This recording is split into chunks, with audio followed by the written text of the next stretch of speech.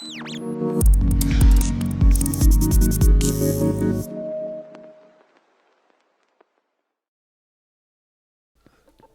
gear. Seeing as we quite literally have received 0 questions asking us what audio gear we use, we thought we'd answer it anyway. Between me and Timothy, we have a lot of wireless lav mics. This is what we've used from wee to woe to wow. It may not be as sexy as a camera or lens, but I can't emphasize enough the importance of something boring like this. But with so much choice on the market, which one do you get and how much do you spend? You don't have to spend too much money. The first one that I ever got for myself was the Rode Link. They thought it so good they put their brand name in it twice. This is the Filmmaker kit, which is a decent price point for a digital wireless lav mic setup. One of the benefits of the Rode Link, as I mentioned earlier, is that it's cheap. Well, cheaper. It's more affordable and it's incredibly lightweight and not many buttons on it, which means easy to set up. It's got a tiny little screen, a switch for -10 or 20 dB, and it takes 2 AA batteries for the receiver and 2 for the transmitter, although taking the last battery out can be a bit fiddly sometimes. The sound is good. I could get used to this. This is quite fun, isn't it? Hanging out in the dark. I'm not hanging out like that. Don't know about you, but geez, it is pretty damn chilly right now. On the topic of man-mans, you could cut sapphire glass with my nipples right now. I would have kept using them for my own vids if it wasn't for some slight issues. But as a result of this being lightweight, it feels kind of cheap and flimsy. I mean, this is nothing against Rode, I like Rode products. It's just that I'm on my second set of these already, after 2 years. The first one broke because the transmitter just started rattling. Something inside of it fell off, and it stopped working. I'm not going to say it's a poorly built product, but I'm just telling you my experiences of this. And even this one's... What? I mean, this is the working one and it rattles.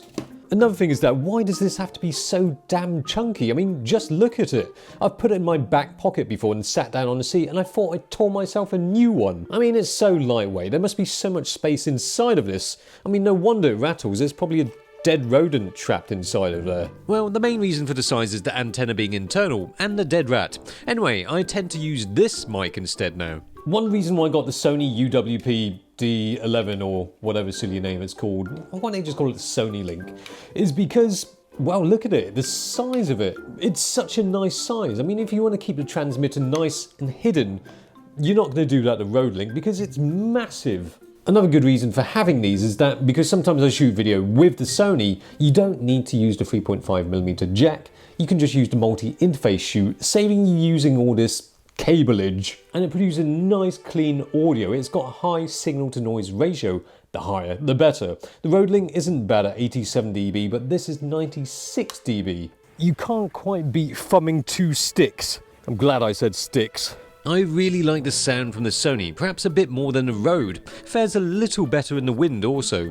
In terms of bad points, there's not too much to talk about. Well, maybe the menu system, but it's a Sony, so you already know it's got a bad menu system. Oh yes, I know a perfectly good reason why you shouldn't spend this amount of money on the Sony.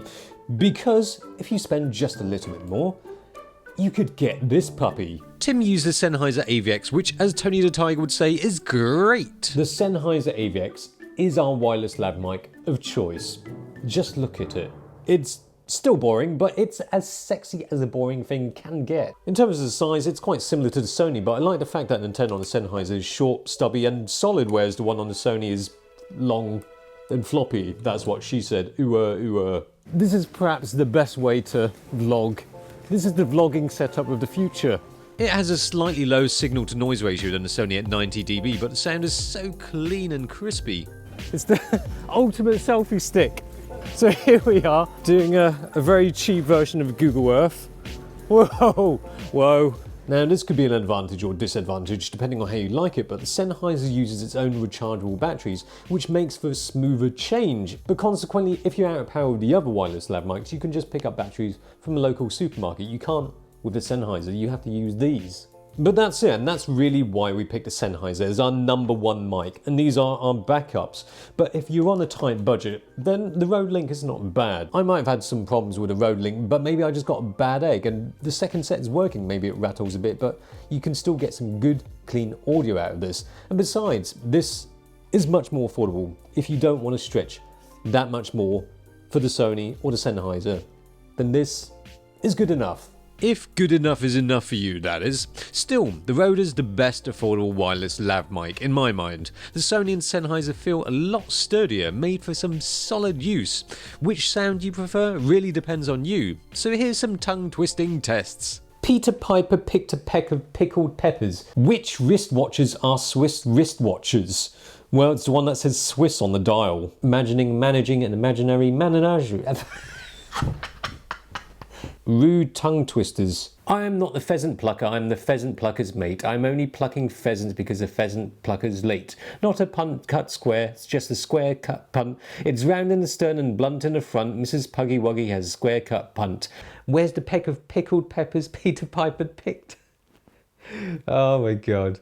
I'm not the fig plucker, not the fig plucker's son, but I'll pluck figs till the fig plucker comes. Well, that's not rude if you don't make any mistakes, is it? If Peter Piper picked a peck of pickled peppers, where's the peck of pickled peppers Peter off?